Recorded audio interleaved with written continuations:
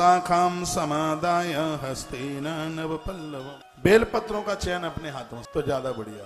नव पल्लवम शब्द लिखा है, ना तो इतने बड़े बड़े हों और ना बिल्कुल छोटे हों। नव पल्लवम जो बीच के हैं। गृहीत्वा पूजयेद बिल्वम स पापै प्रमुच्यते। बेल पत्र जब हमारे हाथ में आता है, अभी चढ़ा नहीं है, सिर्फ हमारे हाथ में आ गया है, इतने पर ही सभी पापों को जला के राख कर देता है बेल। दर्शनम स्पर्शम, इसका दर्शन इसका स्पर्श संपूर्ण पापों को जला देता है। इतनी बड़ी महिमा है इसकी। गृहीत्वा पूजयेद बिल्वम सच पापै प्रमुच्यते। पूजा के लिए जब आपने अपने हाथ में इसको ग्रहण कर लिया, तो हाथ में ग्रहण करते ही ये हमें पापों से मुक्त, और जब पापों से मुक्त कर देता है तो फिर इसको चढ़ाने से बड़े पुण्य प्राप्त हो। बिल्वमूले शिवरतम भुजयेद्यस्तु भुक्तिता एकम वा कोटि गुणतम तस्य पुण्यम प्रजायते। ये बहुत वेरी वेरी मोस्ट इम्पोर्टेंट श्लोक है। बेल वृक्ष के नीचे एक ब्राह्मण को बिठाकर आप उसे भोजन करा दें तो उसका फल 10,000 से लेकर के 1 करोड़ गुना तक है।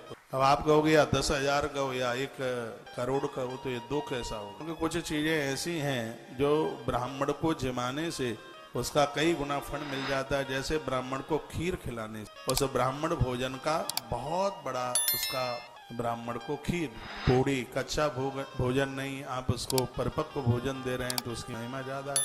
कुसा के आसन पर बिठा करके आप उसको जिमा रहे हैं तो उसका और ज्यादा। जब वो आता है आपके घर, आप उसके चरण धो करके जिमा रहे हैं, आरती उतार करके आप उसको जिमा रहे हैं, इसलिए 10,000 से 1 करोड़ गुना। कुछ चीजें ऐसी हैं, ब्राह्मण आपके घर आया, आपने उसके चरण धोए हैं, आरती उतारी है, आसन दिया है बैठने के लिए, और भोजन में आपने मीठा परोसा है, मिष्ठान की बहुत बड़ी महिमा है। इसलिए 10,000 से लेकर के 1 करोड़ गुना एक ब्राह्मण को बेल वृक्ष के नीचे बिठाकर भोजन कराने से 10,000 से लेके 1 करोड़ गुणे तक की बात करी। 1 करोड़ गुण, कोटि गुण, एकम वा कोटि गुणतम। एक ब्राह्मण को जिमाने से कोटि गुणतम तस्य पुण्यम प्रजायते। 1 करोड़ ब्राह्मणों को भोजन कराने का फल प्राप्त हो। बिल्वमूले क्षीर युक्त अन्नमाजेन संयुतम यो दद्यास भक्ताय स दरिद्रो न जायते। उनके जीवन में कभी गरीबी नहीं आएगी। किनके जीवन में?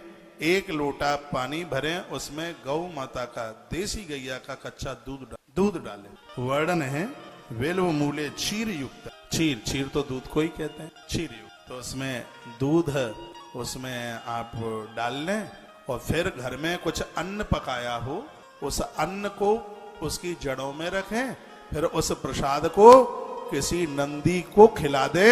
इतनी प्रचुर मात्रा में संपत्ति आएगी, संभाल नहीं पाएंगे। नंदी को बेल वृक्ष की जड़ों में पलाश की तल पर अन्न पका करके प्रसाद, पहले वो दूध युक्त लोटा चढ़ा दें जल, उसके बाद वहां भोग लगा दें पत्तल पर, फिर उस प्रसाद को किसी नंदी को आप खिला दीजिएगा।